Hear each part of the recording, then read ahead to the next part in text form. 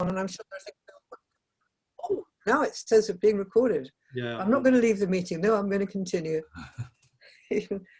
Right. There's all kinds of interesting things there, and let's hope we can funnel them into the correct direction. Should we move on now and go to Martin? Leslie, sorry, just quickly. Yeah. Thanks, Pete, for kind of reorganising the agenda so I could come on first. I've got to now travel by bike and by car to somewhere, so I'm going to carry on listening in, because you've got some really interesting speakers coming up that I want to kind of hear. So, but I probably won't be seeing me, so it'll be on blank. Well, thank you for what you've done for us. It's very interesting and very useful, as always. No. Yeah. Well, thanks for inviting me along. Good stuff. Cheers. Thanks, Pete. Thanks, Pete. Right. Okay. Now, Martin from Basingstoke. Yeah, thanks for that. Let me just play around with the technology and get screen sharing working. Pete, and thanks to Pete, that was fascinating, actually. And that's really good, useful information there.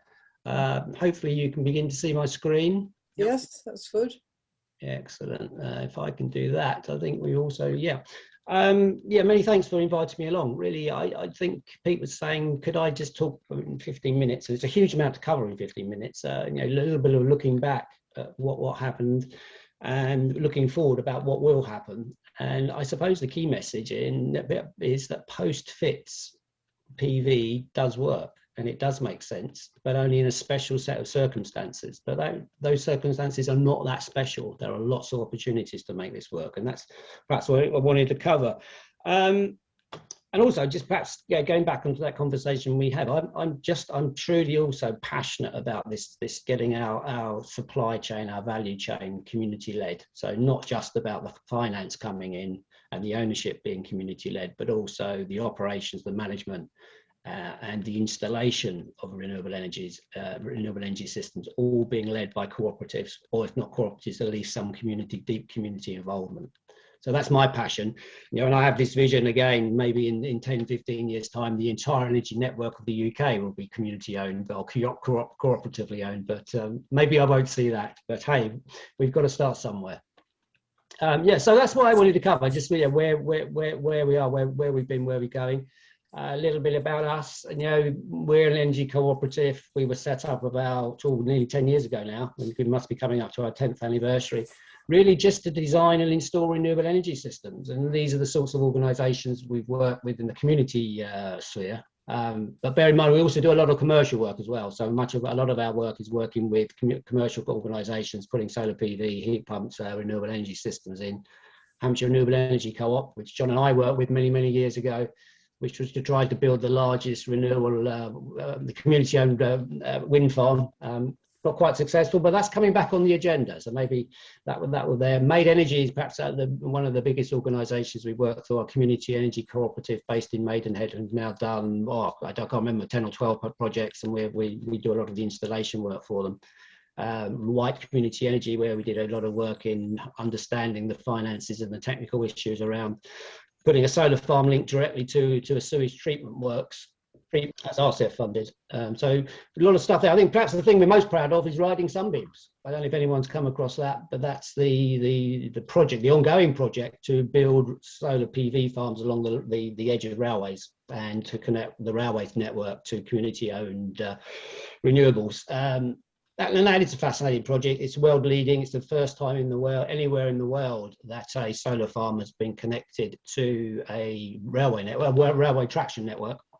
And indeed, most of the technical work and much of the financial work was done by cooperatives, including Basingstoke Energy Cooperative. So we're proud of that one. So that's what we do. Sort of the sorts of projects you're beginning to see that we've done. I mean, you sort of pretty classic stuff. I mean, most of these are either on schools or colleges. I mean, there's one there which is on the local technical college, 100 kilowatts. There's another one, I think that one down here is the Peter Simmons College in Winchester, a ground mount. There is one commercial one there. The one to the top left, a heat pump. We've now been moving into heat pumps and doing deep retrofitting of buildings as well, which it's perhaps a subject for another conversation another day. We think community energy is difficult. Deep retrofitting of houses is order of magnitude more expensive and more difficult, but we're beginning to do that sort of work now. The one in the middle is the solar farm down in Aldershot, which was the very first connection of a solar farm to a railway connection network. And indeed, in the top picture there, that train is being partially powered by solar panels, which is amazing to think that was done all through cooperatives. The sorts of things we've done with Made Energy, and just sort of get a feel for the sorts of work that we do. For Made Energy now, we've done sort of 3 or 4 major installations, starting with a local school, and then moving on to a large leisure centre. And we've just completed a 103 kilowatt install at Berwick Leisure Centre, which is a new build swimming pool and leisure complex. And you can see sort of some of the complexity involved, making it look easy there, but getting those sorts of things onto roofs, it's a complex process. But I think the important point is that this is all done by cooperatives all the way through. The money was raised by a cooperative. It was in partnership with the local council.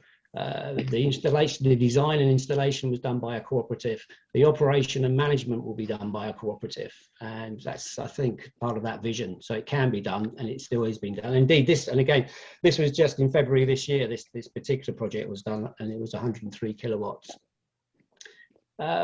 So moving on to the future then. So what is it that we should be looking for as community energy companies or organisations? And apologies if I'm teaching people to suck eggs here. It's difficult to know exactly where to pitch this. I'm happy to take more detailed questions later on. But I mean, for the key factors are clearly, no surprises, is what's the installation cost? These are the things that make it, they're going to make a good post-fits installation. What is the yield? How many kilowatt hours per year annum are we going to get from the money that we've spent? One of the critical factors is the amount of on-site usage, which I'm sure a lot of you now know, is how much of the energy that's being generated is actually either sold or given to the organisation that sits under the roof.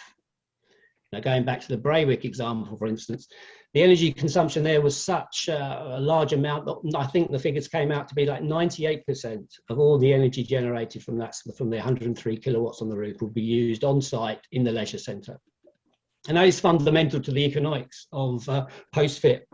It has to be a lot of the excuse me, a lot of the energy sold to the tenant underneath the roof. Purely on financial terms, where for a power purchase agreement you might be getting 6 to 8p per kilowatt hour, 60 to 80 pounds per megawatt hour for on-site usage, as opposed to £40 per megawatt hour, £50 per megawatt hour for exported electricity. So you can begin to really see that those are the key factors. And I don't know why it says 3 there. There should be 4. And the install cost, mainly driven by access cost. How easy it is to get on the roof? What type of roof? Putting a solar panel system on a trapezoidal sheet metal roof that's brand new, put out at the same time as the roof is being installed, is far cheaper than having to put in a system on a tiled roof that's 20 or 30 years old. So the type of roof is very important. What's underneath the roof is very important. The age of the roof and how can we get on there. Yield, broadly, how much can you produce? And a lot of that is down to the design and the design of the system. So making sure that there's effort put into designing the system properly is absolutely critical. Clearly, things like orientation, which way you're facing, is critical. The pitch is an influencing factor, but I'll come on to that later. The pitch is not quite as important as many people think. East-west facing roofs can be nearly as good as south-facing roofs. And the difference in the yield between an east-west and a south-facing roof is not as great as it could, some people think, particularly if it's a relatively flat roof. And again, we'll talk about that a little bit in one of the projects I'm just about to talk about. The other critical thing is matching on-site use by matching the yield from the solar PV to the actual consumption pattern within the building itself. And that may mean putting some more panels on the east, more panels on the west, some to the south, depending on the particular pattern of usage within the building. But the point there really is to maximize the amount of electricity that's generated that is being used on site. And then, of course, yeah, the PPA itself, the power purchase agreement, which is absolutely critical with in making these things work. Clearly, the longer they are, the better. There's always that off-taker risk. You know, a 5-year PPA is good, but a 20-year PPA is so much better because of that risk of not being able to sell the electricity in the future. And also working with other cooperative groups or quasi-cooperative groups. Working with local councils is clearly perhaps a little bit better than working with a hard-nosed commercial operation. But again, it's worth taking those factors into account. So very briefly, those are the sorts of things we need to be starting to look at if we're looking at post-fits installs. Here's an example, I think. Well, here's an example. This is a real example, one we're working on at the moment. This is a very large organic farm, so effectively a food processing plant in Hampshire. These are the sorts of opportunities that are there. This will be post-fits. It still makes a really good return. This particular one is 300 kilowatts. It's an organic farm.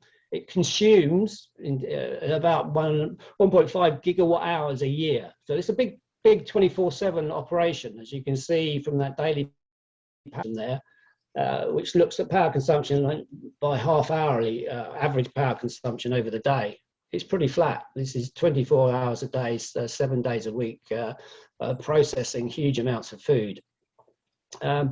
The roofs, as you can see there, it's trapezoidal, so it's sheet metal. They're relatively new roofs. They're relatively easy to get onto, relatively easy to make safe, which is always an incredibly important factor in the costs of these installs. And as you can see, there's a mixture of roofs, east, west, and south. Indeed, one of them is actually has a northerly aspect. As you can see on that second picture, the relative yields are not that vastly different. You know, the south-facing roof gets an 88% relative yield compared to what the absolute maximum would be, a 37-degree pitched roof. But even the northeast-facing roof, or the roof with a northerly component, is only sort of 5 or 6% lower yield. Still, you know, it's a lower yield, but it's not as much as perhaps you might think. So putting it on a roof with a slight north or east aspect is no problem at all. And then, as you can see, for the one that actually sort of faced to the west, hardly any difference in the yields between that and the south-facing roofs. Because it's flat, it means that those roofs, which maybe historically may have been rejected, are actually very good roofs for putting solar panels on. In this particular example, I think we were looking at something like 700 panels on that particular roof. Just looking at the finances of this, we've done a lot of work with lots of community energy groups in understanding not just the technology and the engineering issues, but the actual financial costs. Again, this is from this particular example. My apologies, get rid of that. Install cost. £170,000 for a 300 kilowatt roof. That just goes to show how installation costs have changed over the last 2 or 3 years. I mean, they've come down by factors of 60, 70%. Panel prices are almost unbelievably low at the moment. And I've just got a quote coming in this morning for panels at 24 euro cents per watt, which is probably half what it was 2 years ago. There's sort of the yields there, and the average yield across that roof, 912 kilowatt hours per kilowatt peak. The yields, this particular one, because of that load characteristic we showed, how flat it was, about 99% of all the generation off this roof will be used underneath the roof in that factory, which is, you know, that makes a huge impact on the financial returns of these. We can go through those figures, happy to take more detail on those, more detailed questions. But for that sort of roof, if this was to become a real project, we're talking about 7 to 8 year payback, which is pretty good for a system of this size. The pre-tax internal rate of return, sort of an estimate there, but that's not bad. In fact, that's incredibly good for what you think is a relatively low risk-free operation. And this is probably best case rather than anything else. I mean, there's clearly some big risks there. No doubt there'll be questions on that. But if you can get a return of 10% on these sorts of opportunities, that's eminently financeable by a community energy project. And those are the sorts of returns we're seeing on the right roofs. Again, it's not every roof. It's really determined by those 4 factors that I talked about earlier. But those sorts of pre-tax returns are pretty good. In fact, they're very good. Those are the sorts of opportunities that are out there for community energy groups. And as I say, this is a community energy-led opportunity. It fits really well with the roof owner, as it's an organic farm with a very strong approach to sustainability as well. So again, it all begins to fit together quite well. So really, I mean, what do we need to summarise? And I know that's a pretty rapid canter through the issues. And as I say, more than happy to answer questions. I think we do need to work cooperatively right across the supply chain. You know, this has got to be about community ownership, community finance, community design, community install, and sort of linking on to Pete's back to Pete's conversation earlier on. It's got to be about community-owned retail as well. So the whole value chain is community driven. The other key factor, post-fix does work, but it only works in specialised cases, and these are the things I think are the key ones. And you know, it's got to be a good roof. It's got to be a relatively new roof. Sheet metal is the best, purely because the install costs are so much lower. Not just in terms of the material costs, but in terms of the labour cost of putting them on a trapezoidal roof. It's quicker, it's easier, it's safer, and the amount of material, the amount of mounting equipment is so much lower. South is absolutely good, as you'd expect, but on flat trapezoidal roofs, don't worry about going east-west even, particularly if that can begin to match the load a bit better with the yield. Designed to optimise the yield to consumption, again, that same point. As a rule of thumb, we're beginning to see that if you can get more than 70% of the generation used on site, then it begins to work from a financial perspective. But east-west roofs, and indeed east-west systems can work and do work, and we're beginning to see them working across the work we do. A long-term off-taker, I think people are already well aware of this, is that the longer the PPA with the organisation that sits under the roof, the better. Clearly, if it's someone with a 5-year lease on a building, they're not going to enter into a particularly long PPA. But if it's a new hospital, a new school, a new community centre, clearly those buildings are going to be used and are going to be used for quite some considerable time. So if there's a long-term off-taker with a long-term PPA, that's the ideal. Or if not, at least there are alternative off-takers. So are there other people nearby, particularly in the same industrial estate, for instance, who could be an alternative off-taker? And of course, no surprises, a good solid PPA is absolutely critical. So as I say, that's a pretty quick canter between through the post-fits solar. Happy to take questions and answer any questions after that. So as I say, please do ask and ask away. Many thanks. Oh, thanks. I like that quote too. Any questions? Oh, John. Can't hear you, John. Yeah, I'm just on mute. Thanks, Martin. Very fascinating. I was intrigued by 2 projects that you mentioned. One was the Network Rail lines. What's it called? Riding Sunbeams. Riding Sunbeams, and the other was the local authority schemes to electrify all their leisure centres. I'm aware in Wiltshire of the council following a similar line with the leisure centre, and of course we've got Britain's latest electric railway running through the county on an east-west direction, which gives 50% of it facing south. My question is, how did you manage to persuade both Network Rail and Hampshire Council, as in your case, to engage with the community sector rather than do it themselves and stick it on their own balance sheet?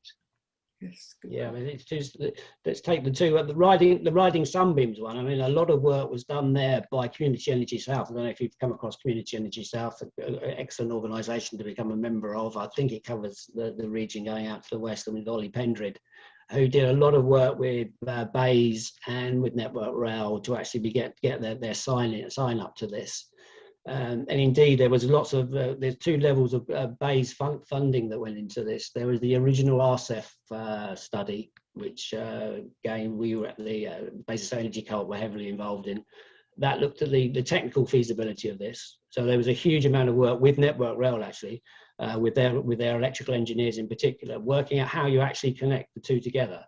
I remember the first conversations we had were, surely all you need is some big crocodile clips and just clip it on and it should be easy, tongue in cheek. But actually the technology of making this work is actually quite complex, particularly with Network Rail's. I mean, people might not be aware, but Network Rail actually has its own network, its own distribution network, its own 33 kilovolt distribution network that runs right the way around its network. That's an incredibly dirty network in the sense it's not like a public network. It works. It works at a different standards to the standard network.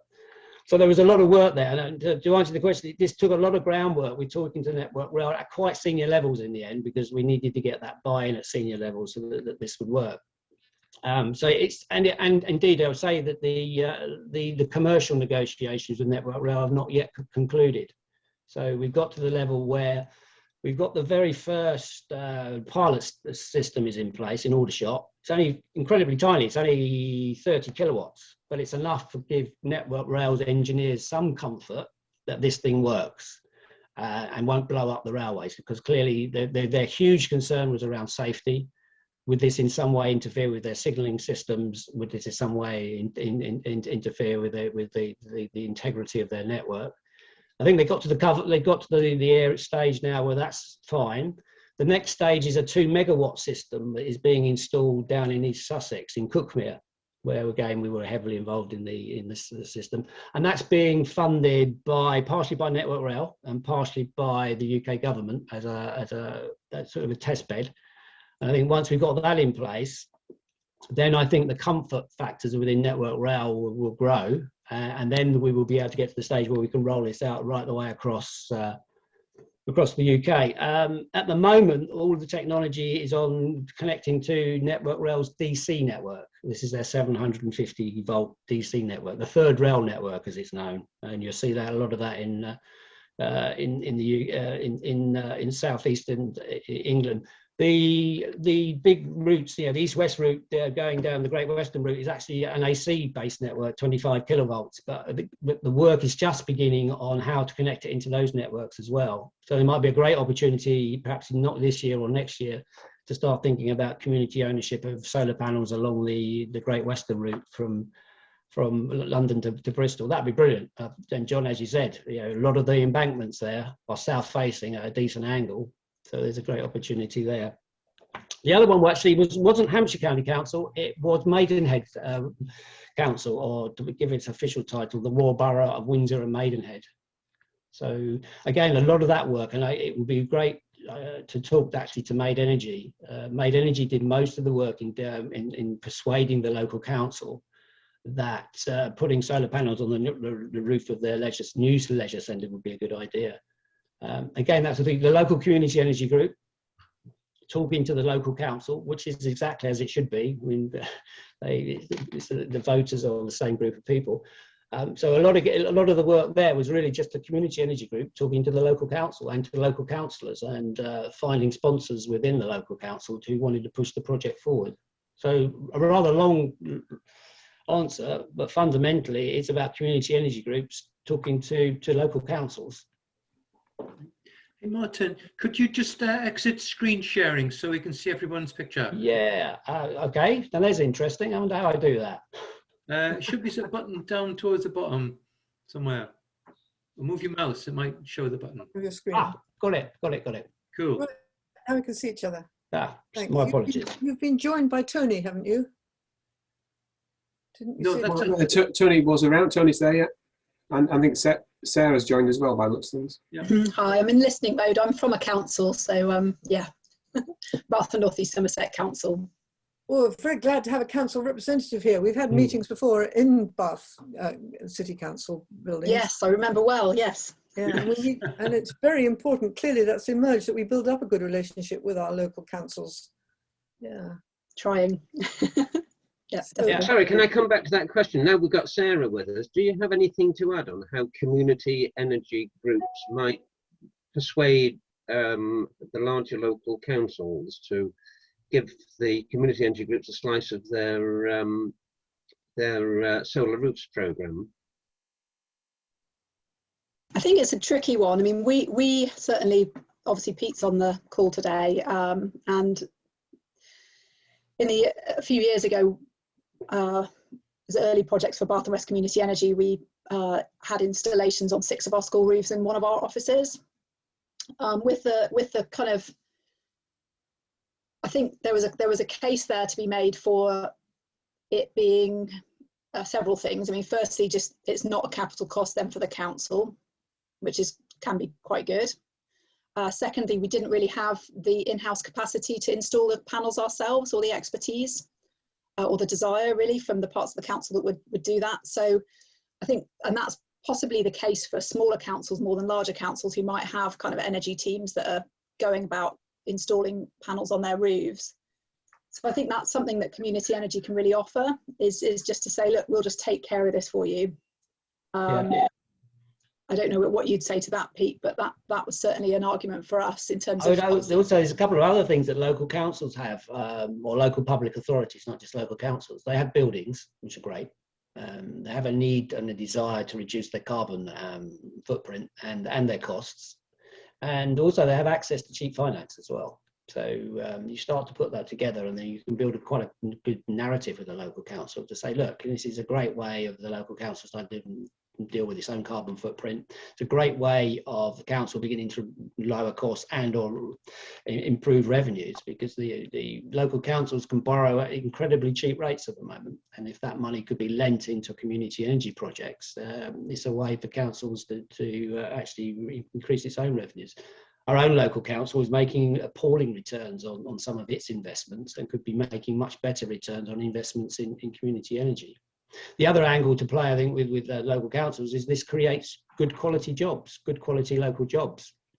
And in our own cooperative, we've got technicians with sort of basic qualifications right the way up to chartered engineers with master's degrees. So there's a whole range of high quality, well-paid jobs that could be created locally by the local councils getting involved in these sorts of things. So there's a good story that can be given to local councils, or why aren't they involved in these, not why should they be. Henry. Yeah, speaking as chairman of a small parish council in rural West Dorset, there's a lot of enthusiasm amongst our members to actually promote the climate change agenda. But realistically, the only thing that will facilitate this within our parish is local energy supply, so that we can sell locally. Good. I think it's the theme of the day. Tony. Just a comment about councils. I'm talking with John later, but I'm involved with one district council and a leisure centre. I don't know how many of you are aware of the public sector decarbonisation scheme. And this is causing problems within councils. They thought when it came out in September, there's £1 billion of grants available. That went out of the window very quickly. It was oversubscribed. There's still a view by councils that they will be able to apply for grants, but I'm not seeing any indication of more money coming on the agenda for the government. But if you're going to talk to councils, you need to be able to discount the public sector decarbonisation scheme as an opportunity, because until the money comes along, they're just wishing and hoping. And that means that community energy is beneficial as an alternative, but there's a lot of people in councils that still think the government's going to give them lots and lots of dosh. Yes, John, hello. One of our biggest problems working with local authorities with community energy schemes has been procurement. So what generally happens is that the community energy organisation comes up with a brilliant idea, and the local authority said, well, we can't just let you go and do it. I mean, it might just be something as simple as putting solar on buildings owned by the local authority. And the LA says we've got to do a procurement exercise, and then either they haven't got time or money to do it, or they run one which is so obviously Byzantine that the community energy organisation can't compete within it. And generally, these things are, whether consciously or unconsciously, used as ways of pushing projects into the long grass. And we see that in a lot of, I mean, not maybe so much in places like, you know, Bath, places of high social capital and strong ecological concern, but like everywhere else in the UK, where neither of those things really obtain. I'm really interested in ways people have got around this. I mean, one that I can chuck in is that we've managed to get one local authority to run it as a pilot scheme, and they did a procurement exercise for solar on the roof of a new school, but they scored a community organisation bidding higher than others. There was only one community organisation bidding, it won, great, tick. Has anybody got any others? Yes, John Miller? John Halley might be familiar with this. Edinburgh Community Solar Co-op did sort of just battle through the processes that the City Council put in place there, which did involve competing, if you like, competing bids with other options. But eventually it wasn't then an issue of the council procuring every individual roof. The council adopted a programme of installs with the community option being the preferred bid. But as you're saying, you know, that took a lot of dedication with officers and particular members who wanted to support the community cooperative approach. You know, it wouldn't have happened without lots of effort on lots of people's parts to get the community's voice heard, get it a seat at the table. Then the co-op had to deliver on the commercial realities. So it was a tall order, but you know, the co-op with Energy for All support and Friends of the Earth Scotland support kind of got through that process. In Reading, it was where, which we'll talk about shortly, was much less onerous. You know, I came into that a little bit late, but Reading had already done a number of their own roofs internally. We, Reading Community Energy Society, were offered, I'm saying that because that's how it appeared, a number of other buildings that they might be considering, but they perhaps they didn't have the capital, they didn't have the resource, and the Community Energy Society picked up some buildings from the council there as part of a wider portfolio of other buildings they were doing. Yeah, I think the other thing to be slightly wary of is what role are we asking local councils to play in this? Are they the project sponsor? Are they a financier? Are they the owner? Or are they just the people that are buying into the PPA or the roof lease? So they have many different roles to play. And so I think it's really to understand which particular role a particular local council is playing. It could be just the provider of debt finance to the community energy project, for instance, and just paying a pure sort of almost investor-like role. Or it could be the owner of the building and therefore providing the roof lease. Or it could be the owner of the building and the purchaser of the electricity and therefore buying the PPA. Or it could be running its own framework contract to put hundreds of schemes across all of its local schools, for instance. So there's all different sorts of roles that the local council can play. And I think it's understanding which of those roles your particular local council is interested in. Yeah, we need to build up a portfolio, don't we, of all the different opportunities, successful relationships that have already happened as we go forward. And a playbook almost, a shared playbook would be really great, wouldn't it? Yes, indeed. Pete West.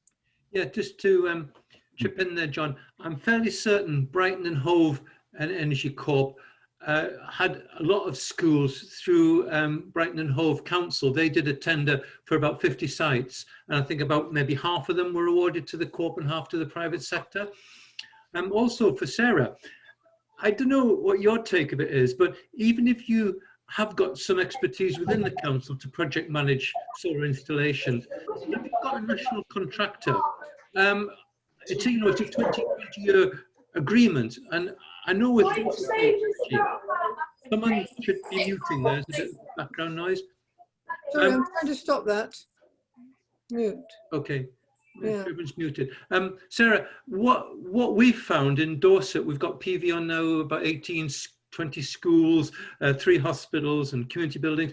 We've got a very, really good reputation because if there is any problems, we sort it out through our lease agreement at no cost to the site. If you've got a national contract, you know, really chasing up these companies over a 20-year period, you're in for trouble. Cheers. That's all. Yeah, it would be good to get, what was it, a playlist of everything successful that's worked. Yeah, I mean, that would be really interesting, I think, for local authorities too, because I think working for a local authority, I can attest that time capacity is always strained. And so if there's, and knowing that another local authority has done something, like I was very interested in what John was saying about the fact that community energy was scored. There was obviously a criteria that awarded points for community energy through procurement. And that's something that could really benefit a lot of councils to sort of see that. So, well, how do they do that? And what kind of, how do they square that? When we've got a cooperation agreement with Bath and West Community Energy, which sort of sets out the legal basis by which we're able to kind of preferentially explore projects with BWC and Cambridge Community Energy. But still we get that question when it comes down to individual schemes. So yeah, I think a playbook, something like that would be great for councils too, if possible. So you were going to say, John, Hallie?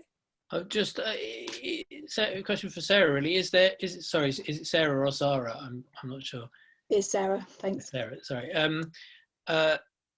Is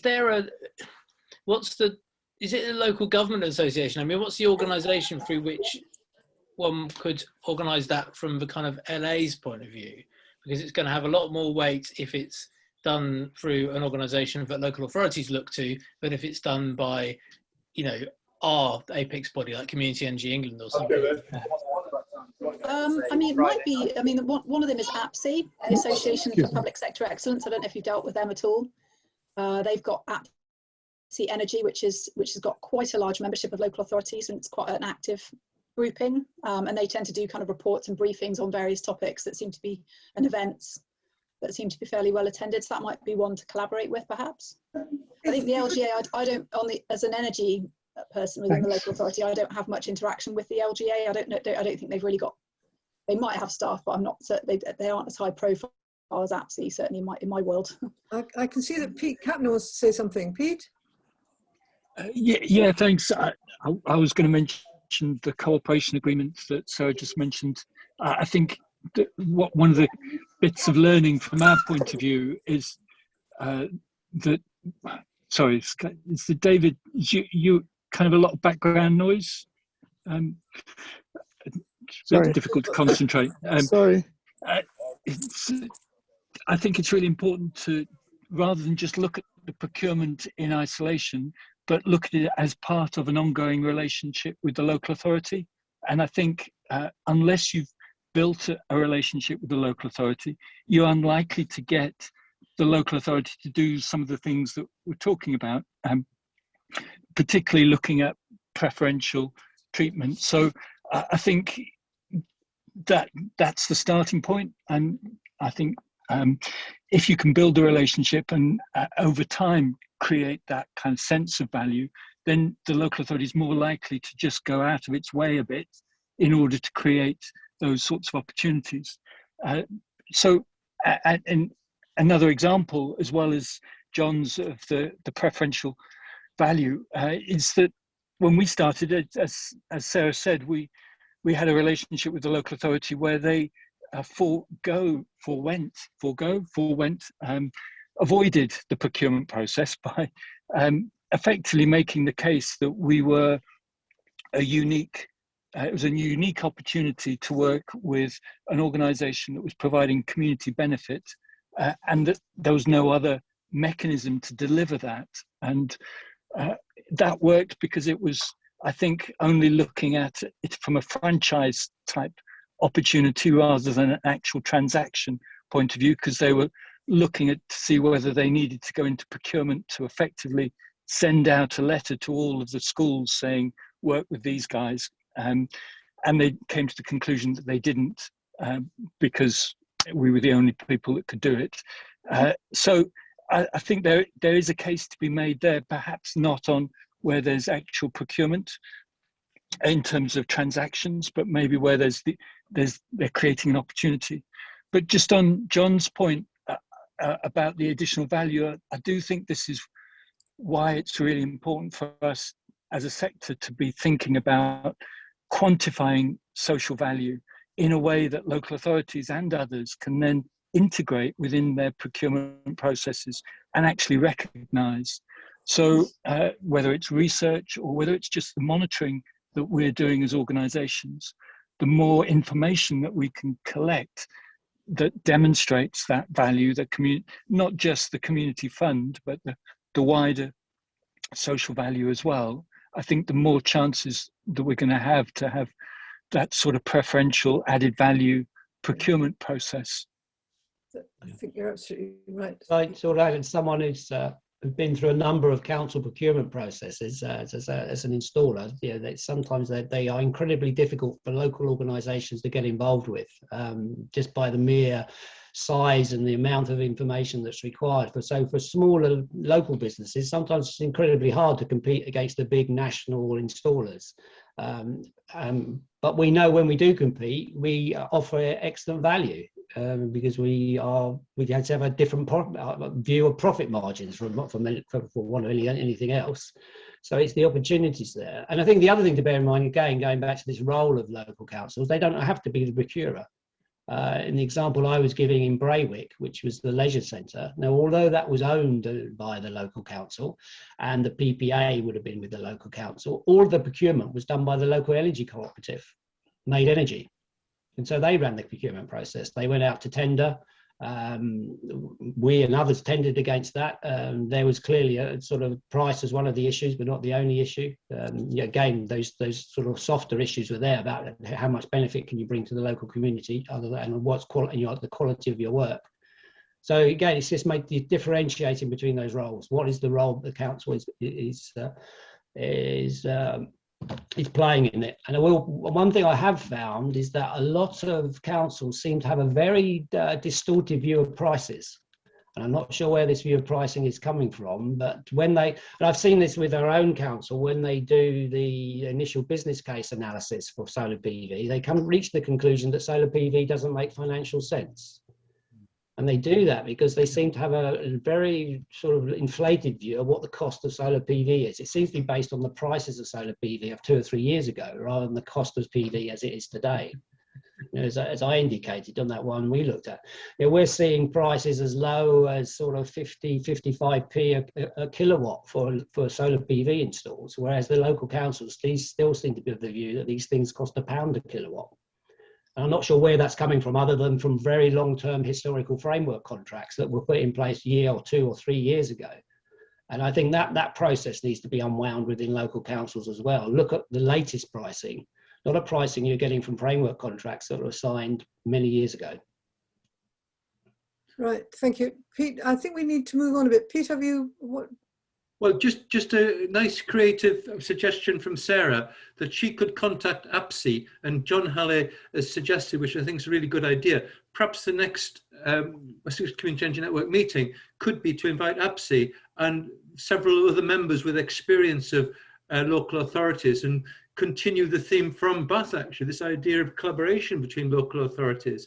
So we could maybe discuss that at the end, but if so, Sarah said she would contact APSI and ask them if they could give a speaker at our next meeting. I think that would be excellent. And I think if anything that we can collect together of our successful relationships with local councils or other people we know, there's a list. Martin's given us a list of all the ones he's worked with, and anyone else who wants to contribute anything else, perhaps we could assemble it and put it on a website or share it or whatever. Martin, thank you for your presentation. And for all the work you've done, and we'll all do a lot more work in the same direction. Can I just clarify what I'm able to do there? I mean, what I can, because unfortunately I don't have a massive amount of time to kind of be the coordinating point between the two organisations, but if I could let me know who's best to include, perhaps in an email. I could just, Phil Brennan from APSI, I'll just say, been talking with you guys, thinking the community energy would be a good thing to do a focus on. and link you, and then you can organise it from there if that's okay. Thanks very much. I'm Leslie, quite happy to just let me lead on say, that. going to say thank you to you and Pete for inviting me. And please feel free to share my slides. And anyone got any questions, give me a call, send me an email. Yeah, we've got to do this cooperatively. That's the way it's going to work. Thank you. Thanks, guys. We will share your slides, and also I hope we can include Pete Kapner's slides too. Yeah, we can have Pete's slides. Okay, we're supposed to have had a 5-minute tea break half an hour ago, but I think we'll skip that, shall we, and carry on. John Malone, do you want to tell us more about what Energy for All's been doing? Yes, and as it's traditional, I'll just go and faff with the technology to get the slides sorted. And Tony, while I do that, Tony, do you want to, as you joined a little bit late, do you want to introduce yourself? Yeah, sure. Tony Hoskins, I'm chair of Reading Community Energy Society. I'm also chair of the Henley Town Council's Climate Emergency Working Group. And within that, I'm chair of the Chiltern Hills Community Energy. So I'll be talking really about how Reading and Chiltern Hills have got together. And I moved from Reading 5 years ago to live in Henley, so I had an interest in both camps, if you like. And with that, John is screen sharing. I'll pass you over to him. John? Is that working for everyone? Yeah, lovely. Perfect. Thank you. Thanks. Yeah, so thanks, to Pete and Leslie for organising, and thanks to Pete Kapner and Martin for their input earlier, which was really interesting. Mike Smythe sends his apologies. Our chair at Energy for All was hoping to be here to speak today, but couldn't make it. He's on holiday this week. So I'm here to talk a little bit about Energy for All, which some of you will be familiar with, a little bit about some post-fit school energy sites that we've been installing. And then, as Tony said, he will speak a little bit about a collaboration between Reading and one of the local groups there. So just to give you possibly some background you're familiar with, Energy for All, we're based in Cumbria. I'm down in Bath. We support, we're a cooperative and support 30 independent community energy co-ops across the UK. And the purpose of that cooperative activity is to deliver a shared mission of reducing, increasing low carbon generation in the UK, but doing it in a way that involves individuals, gives people control, brings people together to realise their low carbon energy ambitions. And Energy for All sits at the middle of that cooperative of co-ops to provide shared resources, to provide operational and administrative support, to provide development expertise, and to deliver future community energy through a shared development team. I'm part of that development team at Energy for All. And to try and represent those groups, to try and provide a voice to represent those cooperatives.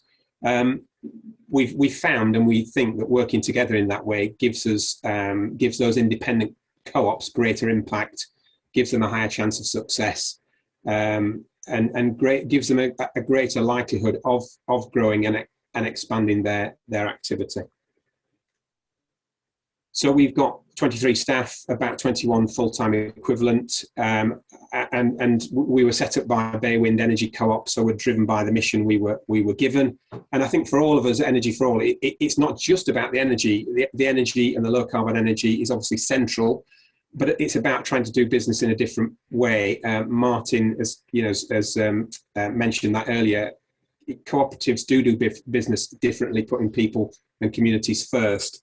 And I think, in all we do, we try and deliver on that belief. So it's about a broader impact than the energy that we generate. Pete's also mentioned, what are those social impacts? What are the community impacts that we perhaps need to be better at articulating and measuring?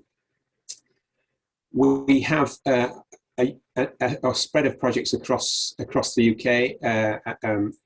Quite a lot of activity in Scotland, particularly over the past few years, as it's become much harder in England to deliver new wind projects, and the support in England has been much less than the sort of more open mind that they've got in Scotland towards community energy.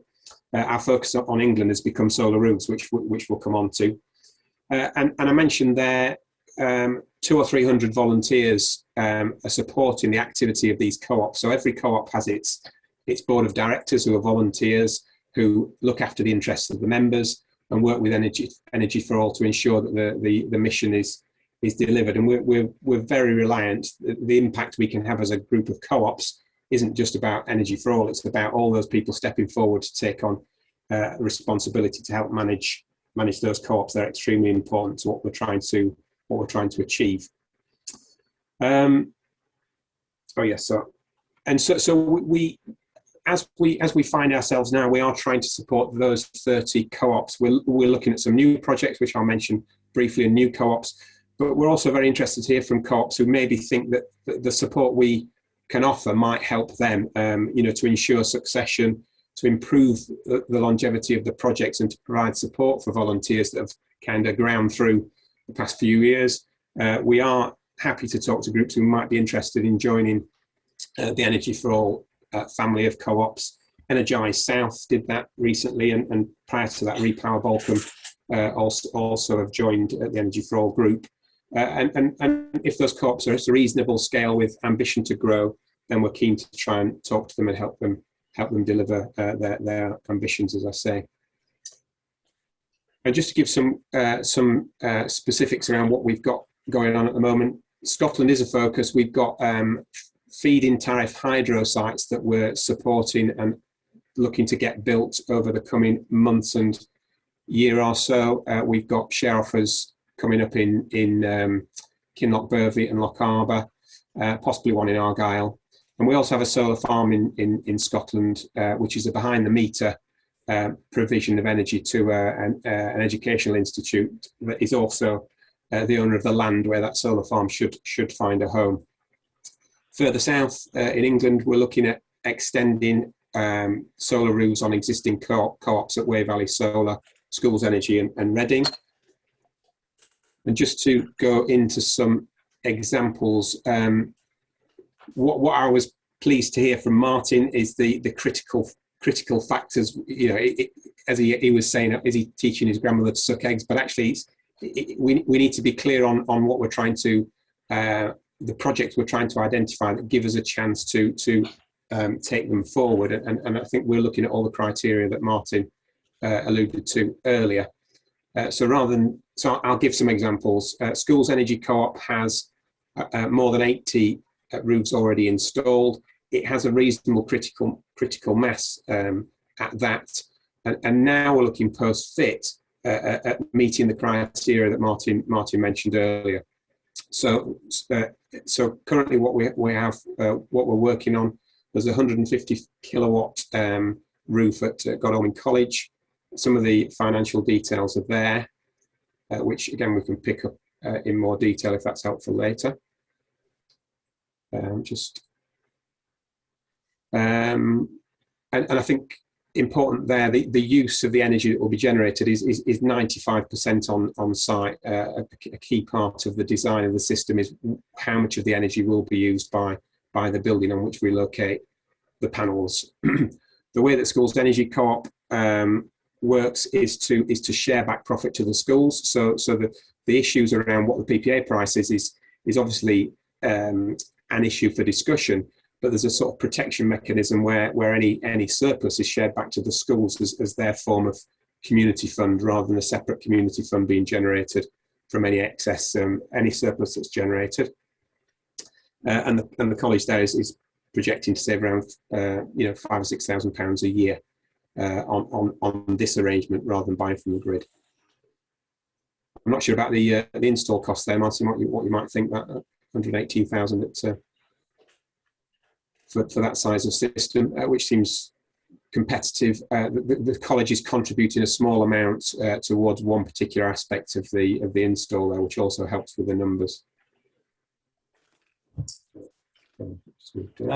John, that's about 80p a watt. I can Still see high. you've got, happy to talk to you about that offline if you like. Yeah, that's interesting.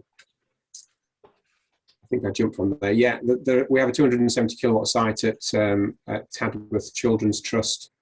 Martin can do the numbers on the pence per kilowatt there. But that's 100%. It's a big system, but 100% of the energy is being used on site. And as mentioned, the savings there to the school and the profit share will be in place. We just, Zach, who's on the call, I think he's still on the call, was at West Acton Primary with Sadiq Khan yesterday and other dignitaries as they were just acknowledging the use of the GLA's London Community Energy Fund. You'll see there the site consumption's only 65% there. The system has been oversized to produce more green energy because of, and that's been made possible by a grant from the London Community Energy Fund. So I think Sadiq Khan and co were looking at projects that have been supported by that fund. So we had a visit yesterday from them, which was very welcome. That is to be installed. I think that's as you can see, they're on site now. Hence the visit, because it was a project that's being installed at this current moment. Just to move on to supporting local groups, Schools Energy Co-op worked closely with Salisbury Community Energy over the past few years, culminating in the installation on the cloisters at Salisbury Cathedral.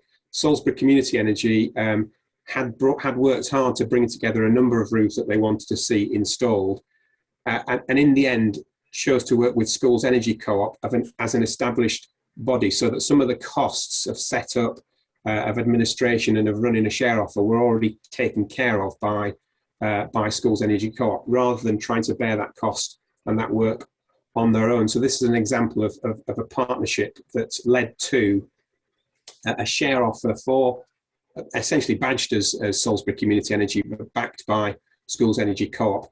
The sites that Salisbury Community Energy brought forward are owned by Schools Energy Co-op, but Salisbury Community Energy provide the local presence for those projects. And a memorandum of understanding was produced by between Schools Energy and Salisbury Community Energy, and that's become quite a useful tool for us to look to support. We finding it difficult to get off the ground and get started when some of the costs and burden of that process can be assisted by the established neighbouring community energy groups. I think part of what we want to go on to say with Tony's involvement is to encourage groups that might have a small number of sites to think about how they might work with a neighbouring established community energy group, or indeed established groups. Are there sites outside your normal area of activity that you could encourage to come on board with you and try and help share some of those costs and some of the learning that you've already gone through?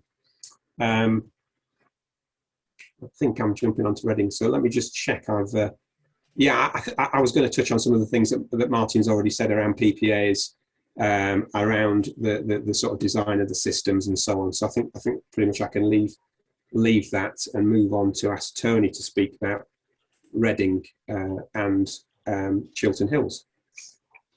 Okay, thanks, John. As John said, I'm going to talk about Reading Community Energy Society and Chiltern Hills Community Energy, and also touch upon another neighbouring district council.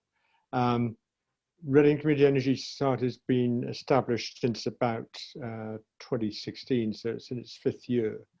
I came into it because I was involved initially on Reading Hydro, which is just now being installed on the River Thames. It operates as a community benefit society. So far, we've had 2 phases of shareholding offers, about £500,000 in all. We're continuing to raise funds for new projects. The buildings it's got currently, there are 22 of them. They include leisure centres, libraries, museums, schools, churches and community centres, 440 kilowatt peak generating capacity. What is relevant is what we've done is to start looking at, and it mirrors what Martin was saying, to start looking at buildings that would actually have a high user percentage consumption, and large buildings in that respect. So the type of things we're looking at currently are things like care homes, but also commercial installations, and actually considering how we may be able to help them, but actually ensure that we're going to get that high percentage utilization. If you can go back a moment before, John, I just want to touch on Energy for All. The key thing, John talked about the support that Energy for All gives to its communities. All the board, with the exception of John, are volunteers. You can't run a community energy society just by volunteers. And Energy for All is important for us, that they not only manage the share offers, and bear in mind they're a national body, so therefore the ability to attract shares is probably much greater than it would be if you're just a local community. But also they manage the installations and go through the tender process and so forth. And that's an important aspect. And we wouldn't be where we are today without having a body like Energy for All as part of our organisation. The other important thing is the council involvement. So let's go to that first of all. John talked about the Reading Borough Council being engaged in solar panels at the outset. We set this up in cooperation with the Borough Council, and we have, as it says, there's 2 permanent seats, nominated seats on the society board, which are held by councillors, and almost as part of this, they are seeing the Community Energy Society as a key partner in their climate emergency declaration. We've got, of those 22 buildings, there are 6 of them that are Borough Council owned locations. They've also invested £10,000 in shares with RCES, and that comes back to the point that Martin was making about the fact that they have gained very low interest rate financing, and this, in this context, was seen as being a very good investment for them. They're likely to support the next phase, the 3rd phase of installs, and it'll be a further £50,000 investment probably that they'll make, again, because it's a very sensible route for them to consider in their investment portfolio. The point about the key partner in the Climate Emergency Action Plan delivery, as well as the 2 councillors, we have the Sustainability and Climate Emergency Manager as an advisor on our board with regard to how we can look at climate emergency in the context of Reading Community Energy. And I think that link between a council that's concerned to take the necessary action in climate emergency and having a body alongside them with which they are associated is quite important. It's interesting to say that for most of our roofs, they are under license. For the Borough Council, we had to do it under a lease arrangement, and having that particular individual as part of the board meant that we could actually work through the change in terms of legal relationship probably better than if we try to do it ourselves. The other thing is that there are town councils around, one of which is Woodley, and that is actually part of the borough of Wokingham. But they themselves came to us, and we've got 2 leisure centre and council offices that are part of that activity.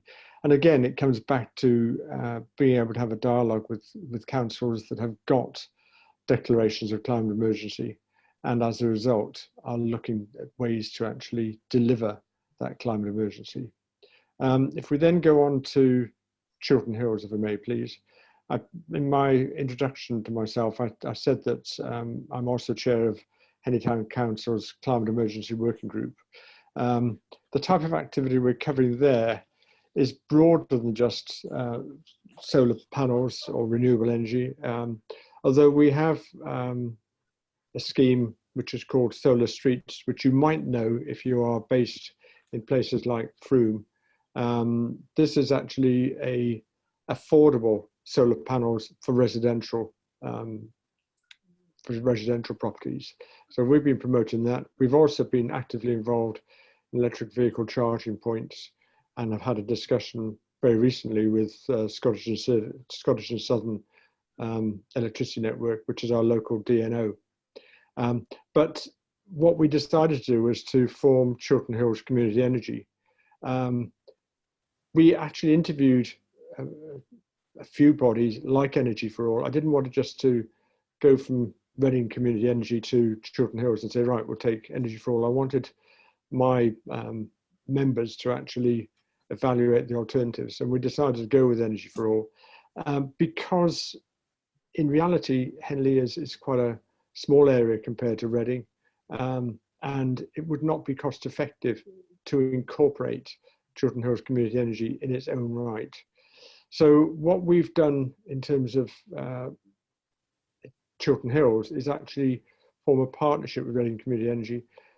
We've actually established a memorandum of understanding, and I was aware of its presence in the context of Salisbury that John discussed beforehand, that actually would enable us to take this step. And what's important to say is that there's another body, another large council that has taken the same step in conjunction with Reading Community Energy Society. So they own, as in Salisbury, as Chiltern Hills will own the relationship with the buildings, but the delivery of the administration centres, etc., is done via Reading Community Energy.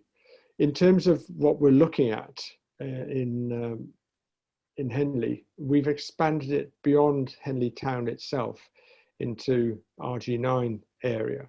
We're looking at commercial buildings. We're looking, I said, about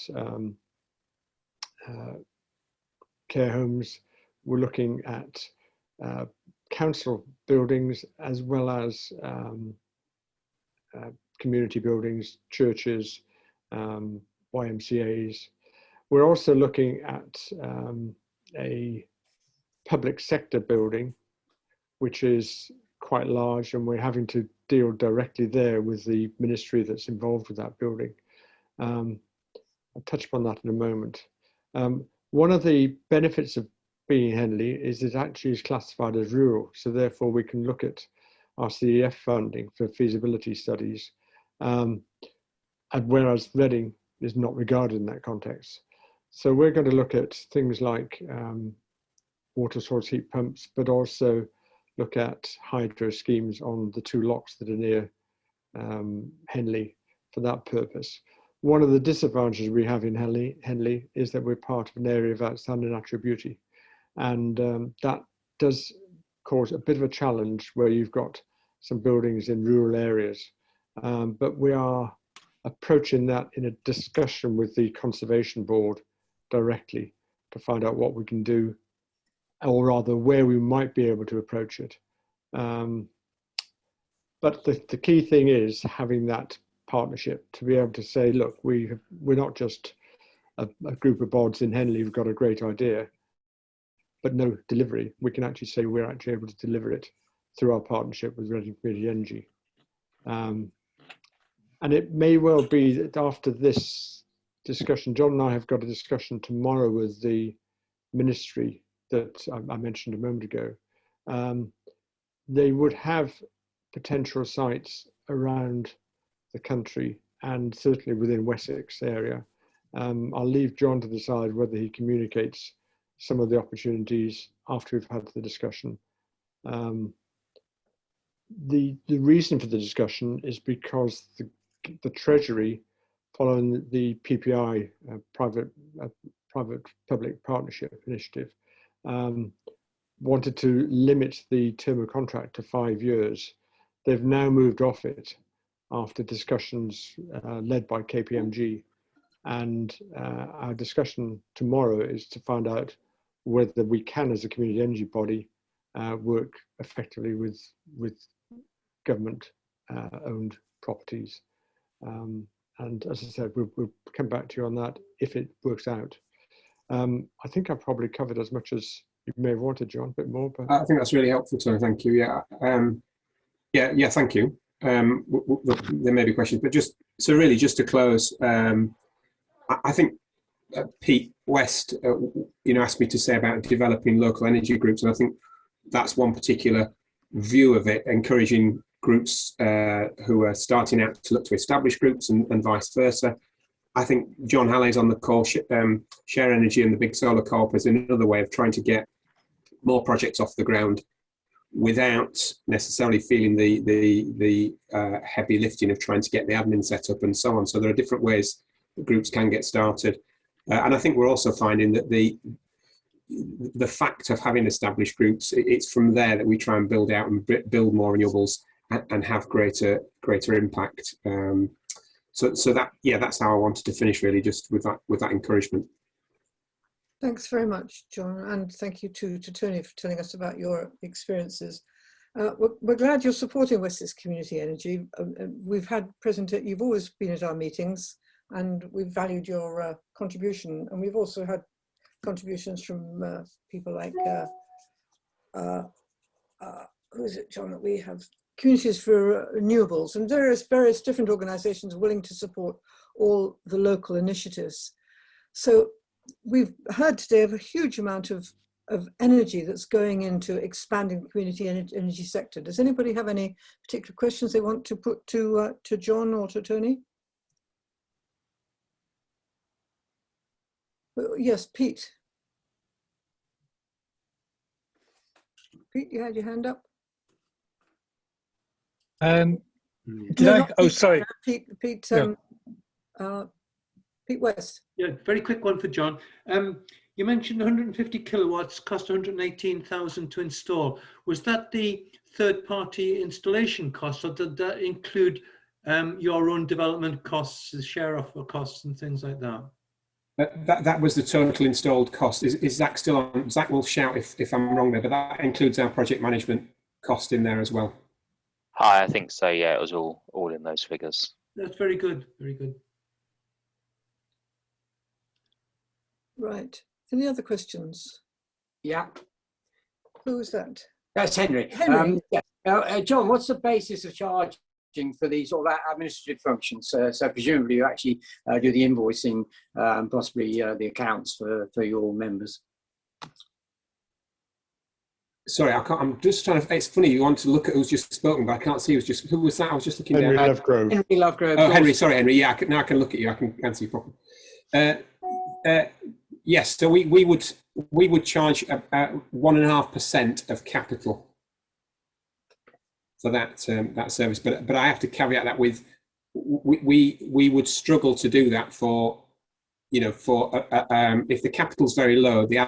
Obviously the percentage, we kind of have a minimum fee, is what I'm saying. Yeah. Which is well, our capital's about $1 million at the moment. Yeah. So okay. I was going to say £500,000 and upwards. We'd probably be okay to talk about an arrangement, and that's where we're at with Reading, as you saw earlier. Thank you.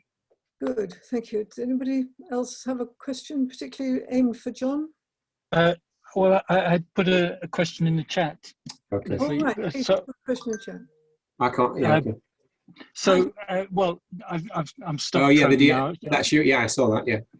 We can see the question in the chat. How does he deal with DFE SOS approval on school leases? That is a headache and possibly an impact that will slow development down. So as I'm not the Schools Energy Co-op person, i.e. Mike's not here, I don't have a straight answer, but I know they're wrestling with that, and I can come back to you, Pete. Not want to put Zach on the spot, but do you have anything further to add, Zach, or is it really Mike who's been dealing with those issues? Mike's dealing with trying to get that sorted out. Some schools are easier and less problematic than others.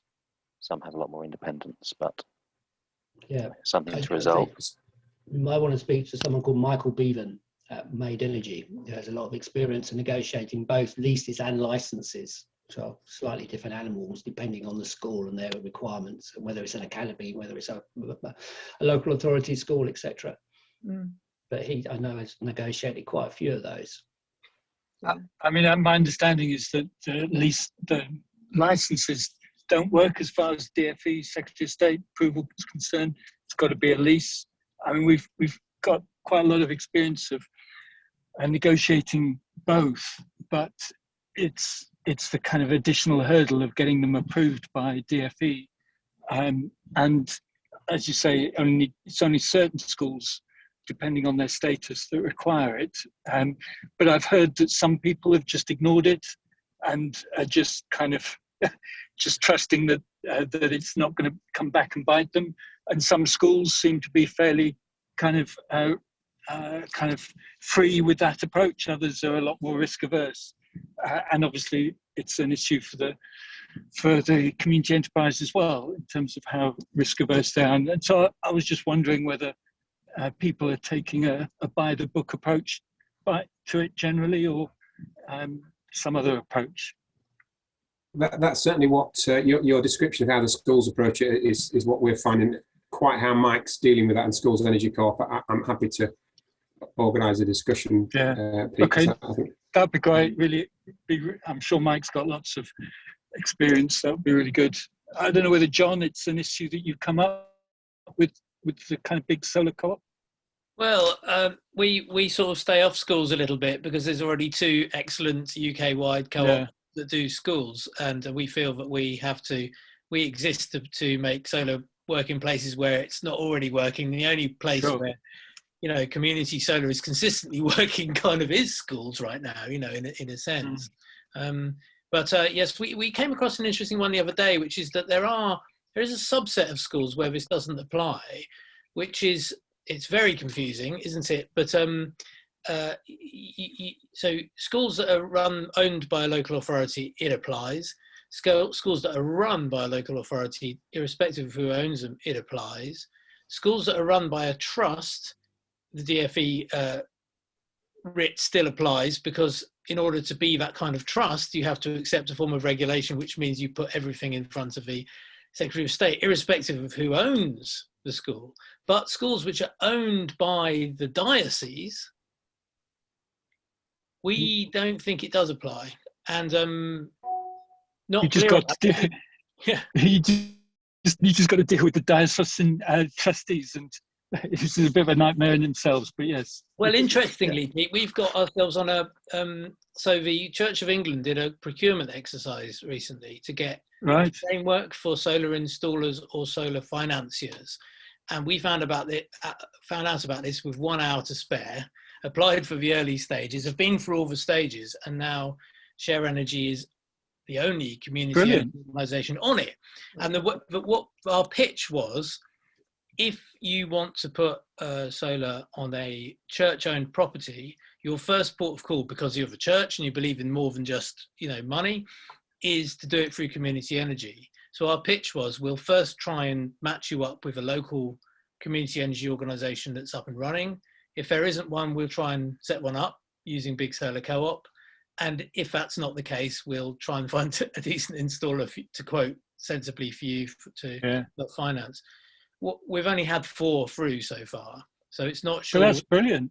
But if the floodgates ever do open and we start to get more of them, then I'll be coming back to to organisations like BWCE or Solar for Schools, or whoever we can work with to try and get these delivered by the community energy sector. And I think that brings me on something I just wanted to mention, which is I think there's a requirement for the people who are actively trying to do community solar to hunt together more than we have done previously in the UK. Yeah, totally agree. Share our information very well.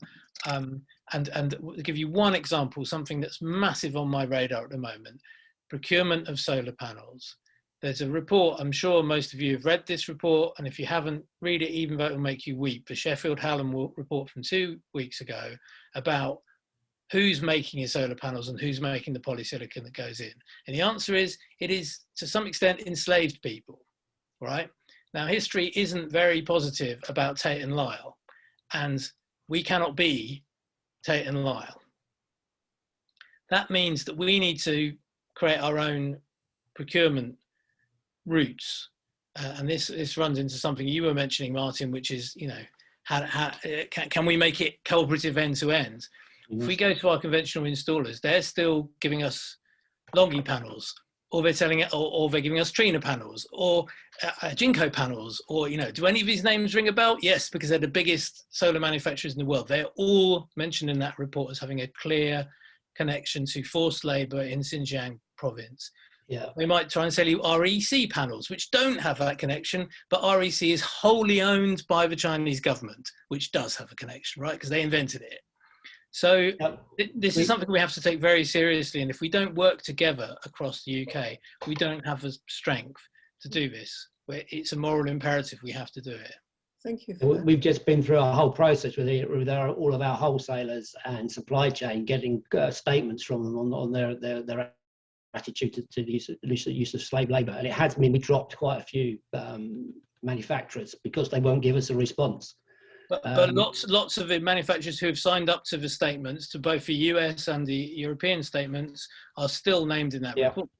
Yeah, no, you've named a couple of them, and then we're facing the same ethical difficulties. You know, what do we do with you know, we had an interesting debate last week about the use of solar edge technology, for instance, because of the ethical background to the way they manufacture some of their equipment, what they're doing in the West Bank and in Israel. And there's a whole host of issues around this. And you know, but I think the fundamental point is we need to work together cooperatively, where the whole value chain is run by cooperatives. And that's certainly where we want to be. I mean, our job is very simply highly focused. We do the installations, the design and the installations, and you know, the rest of us can all pull that together. But you know, it's very encouraging to listen to this, because it is exactly where we want to be. Is that community energy sector is end-to-end cooperative, end-to-end community. Which is a great place. I like that phrase that you gave earlier. Hunt together. That's what we've got to do. Come out of this, hunt together. And if we can share that information about the sourcing of the solar panels, I think that would be. I mean, I hadn't realized that before now. And the report you were talking about, I'd like to have a link to that too, please. Yeah. Okay, Leslie, I'll send you some of the statements we've got back from our wholesalers on this particular issue. Some of them are more encouraging than others, but it's so incredibly difficult to get to the bottom of it. Yes, thank you. Right, is there any more direct questions rising out of John's presentation? Or should we just, before we close, talk about what we're going to do in the future with Wessex Community Energy? Are you looking forward to, do you think it's worth us having live meetings again, perhaps hosted by nice people like Bath, who've now left us, or Wessex Water or others? Or shall we continue with Zoom? What are your feelings about the usefulness of Wessex Community Energy Network? The live meetings are inevitably better for the chat around the edges, for sure. I think it's really difficult on Zoom. Obviously, you know, everybody's talking about hybrids or mixing and matching. We're looking at it for our co-op AGMs. What do people want? And people are. We've had good turnout on Zoom because people who live further away can get there. But I do think you sort of get ground down by too much Zoom and not enough meeting face to face. Yes, I think I agree with you. We've had some great meetings and I've met loads of very interesting and useful people, but it's in the chatting while you're having the coffee and things that you get those stronger links. Anybody else have any feelings? Pete, do you think we should then aim to set up a live meeting as soon when we're allowed to? There's a couple of issues, I think, Leslie. One is the network has got no budget. Dorset Community Energy sort of subsidised the last meeting in Bath. You know, it cost about £1,000 for that because of the food and everything, even though they provided the venue for free. So if it's low cost, certainly Wessex Water were very good, weren't they? Provided us a nice room and refreshments for free as part of their sort of community outreach, which is a good venue as well. It's good rail access to Bath. That could be possible for sure. The other thing, from my point of view, at the end of this year, I want to step down as secretary of the network, which, you know, as you know, we've all been working for free as volunteers. I think it's probably quite good that somebody else then pull some other ideas together. I do feel I'm getting a bit stale.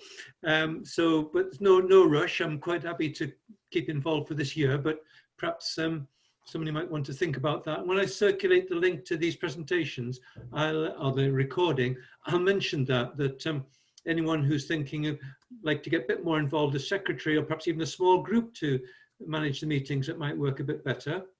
That's a suggestion. But yeah, I do like that suggestion of a blended, I think, maybe alternating, something like that, because certainly I find this nice because I've met you all, or most of you, face to face, and it makes it much more real.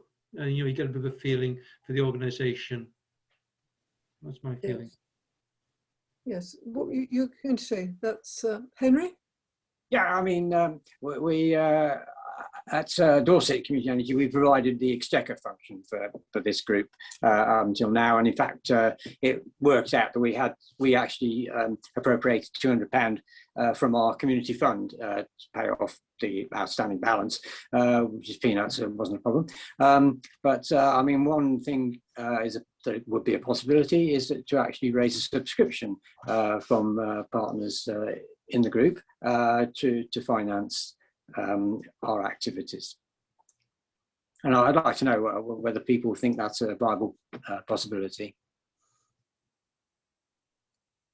The only thing there are is, enough of us here at the moment, are there, to say that? The costs are very low, though, aren't they? It's probably the admin of actually getting subscriptions would cost more than the actual cost of organising meetings, especially if half of them are Zoom. Even the Quaker Meeting House in Salisbury, it was only like £30 or £40, and then we provided refreshments for about another £100. It's pretty low budget.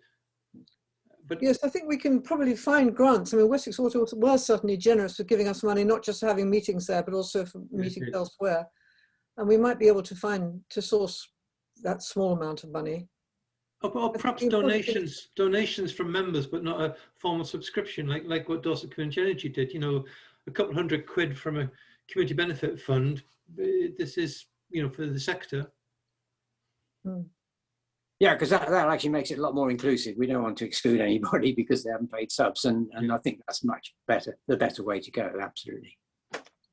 And there are so many good ideas. We've heard so many of them today, of so many ways we can all progress and make community energy more useful, more relevant, and for everybody. And that's what this is all about. We're cross-fertilizing ideas and connections, and we should go on. Yes?